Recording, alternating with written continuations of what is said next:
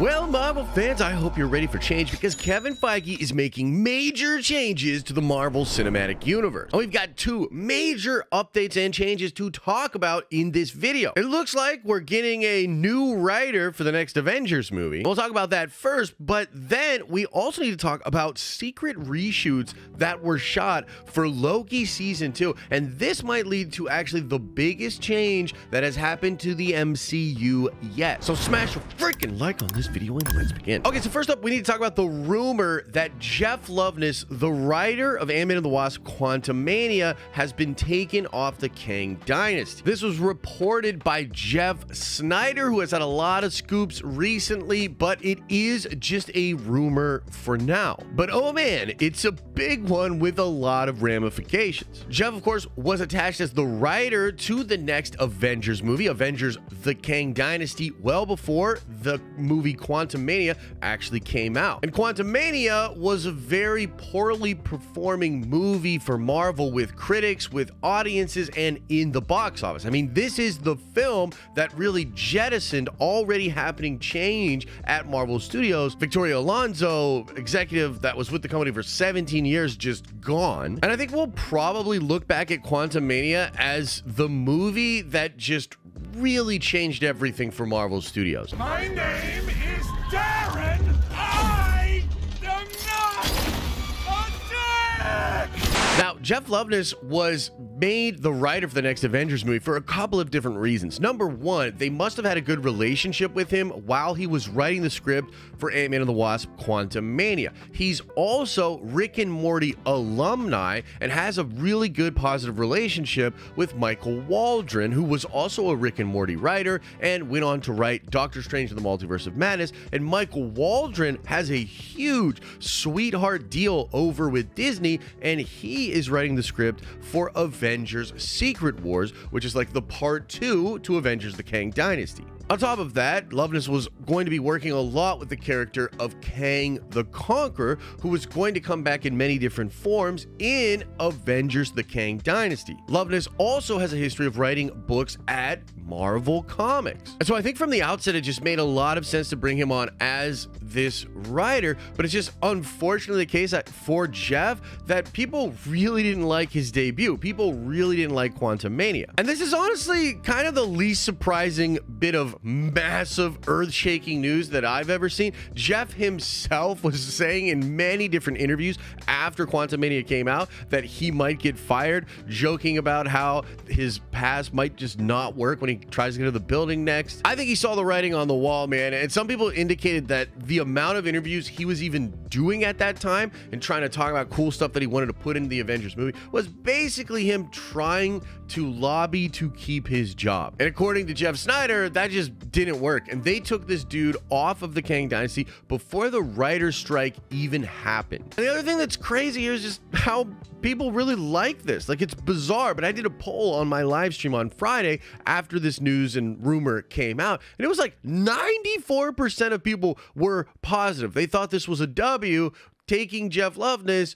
off the next Avengers film. And I guess the question is, like, what happens next? Where do we go from here? Well, I think if history is any indicator, Feige is probably already courting a really big name writer. This kind of reminds me of the Doctor Strange in the Multiverse of Madness thing, where you lose Scott Derrickson and then Feige replaces him with frickin' Sam Raimi, comic book and movie royalty. And I think Feige knows this is going to be perceived as just some weakness in the company's strategy, and Marvel's in this weird spot where they've been kind of catching a lot of L's. So I think he knows he needs a very strong name as the writer to the next Avengers movie, somebody that'll reestablish confidence in what that film can be and potentially even get people really excited about it. But there's sort of a problem with that, right? Because you can't actually hire a writer right now. I mean, I guess you technically could, but they're not allowed to actually put pen to paper or type anything out because of the writer's writer's strike that is going on. So I wonder how it's all going to shake out. It seems like a sort of unique problem given where they're at. There is the potential, though, that Feige already has a replacement. If they indeed took Loveness off of this project before the writer's strike, then it is, of course, possible that he already hired a writer, maybe even already had a writer do a bit of work. And all of that kind of takes me to where Marvel is at and what I think they'll do for San Diego Comic-Con. Because as it stands right now, there's a lot of buzz that Kevin Feige wants to go big time on San Diego Comic-Con announcements at Hall H this year. Because as I've talked about in other videos, you really look at what happened last year and Kevin Feige went crazy with announcements. A lot of them kind of are, changing, right? He had to delay things, but he announced all the things that he announced last year to recreate hype, to change the narrative. He knew he had to do something because Phase 4 had left Marvel fans just feeling a little bit weird. So he wanted to reestablish, oh no, we have a plan, crazy stuff's on the way, let's all get excited. And it's almost like 1 year later, he needs to do that again, but 10 times better, because damn, things are crazy right now.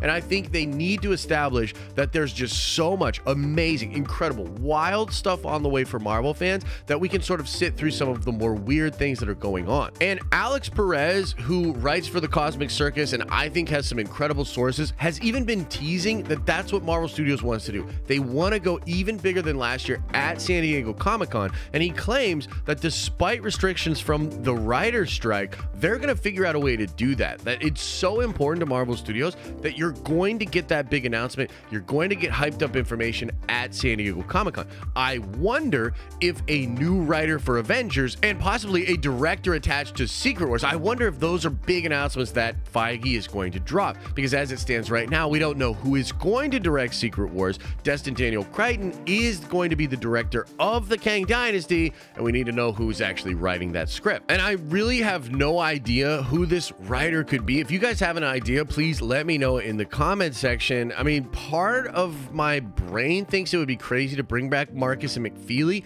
and maybe even bring the Russo brothers back, but I think in order for that to work, you need Marcus and McFeely to write both of those films, and that would require taking Michael Waldron off of Secret Wars or making him a co-writer. I don't really know, but I guess I could see that happening as well. Feige might just be changing everything. So that's pretty freaking crazy, guys, even though, again, it's maybe the least surprising, earth-shattering news ever. I still think it's generally pretty wild. But this next story will have you scratching your head. Again, this is something that's been teased out by Alex Perez, but it would appear that some reshooting did go down for Loki season 2. Now, according to other people out there, they are not reshooting to remove Jonathan Majors from Loki season 2. Of course, you will recall that Jonathan Majors is embroiled in a big legal case right now, and it seems to be the case that Marvel Studios is at least preparing for the worst, potentially just recasting Kang the Conqueror. And for what it's worth, I've been told by some reliable people that they've already done so, okay?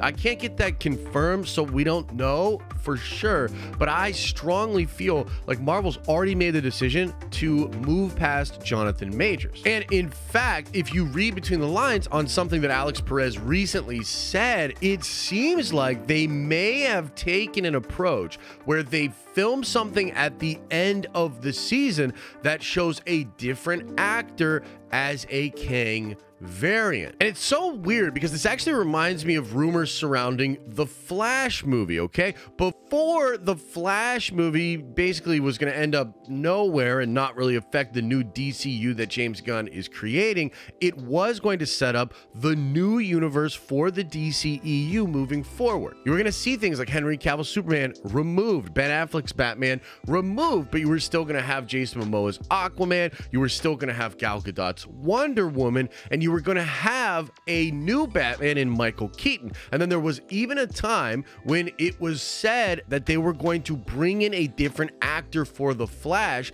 and kind of have Barry come back into our timeline, and all of a sudden he looks and sounds completely different due to timey-wimey multiverse shenanigans. And just to be clear, I don't think that's actually what they're going to do with that movie now, because now it's just going to end off in a weird universe with George Clooney, Batman, and Nicolas Cage Cage Superman, and it's not going to have much to do with whatever James Gunn does next. However, this could be the perfect way for Marvel Studios to replace Jonathan Majors, have him actually be Kang in a ton of different roles for the very last time in Loki season 2 before setting up an in-universe explanation for this new variant, for a variant played by a different actor that we will now follow as we get closer to the Kang Dynasty, because it appears Marvel's not changing the plan for the multiverse at all. I mean, they might tweak it slightly, but there were fans, including myself, that had wanted them to just abandon Kang and just go with Doctor Doom after the Jonathan Majors thing happened. But they've just invested way too much into making Kang and different variants of Kang the big bad for this entire saga and for the next 2 Avengers movies. And so even though this one is speculative and we're sort of reading between the lines of what Alex Perez is saying here, I feel fairly confident that Marvel Studios shot something with a different actor, and depending on what happens, they can insert that, or maybe they've already committed to just doing that and having Loki season 2 be the show that sets up the new Kang variant or variants. But you see what I mean now? Crazy change is happening, man, and there might even be more that's reported before we get to San Diego Comic-Con. So of course, let me know your thoughts about all of this in the comment section below. Smash a like on this freaking video, and let's just hope that Marvel gets it all sorted out.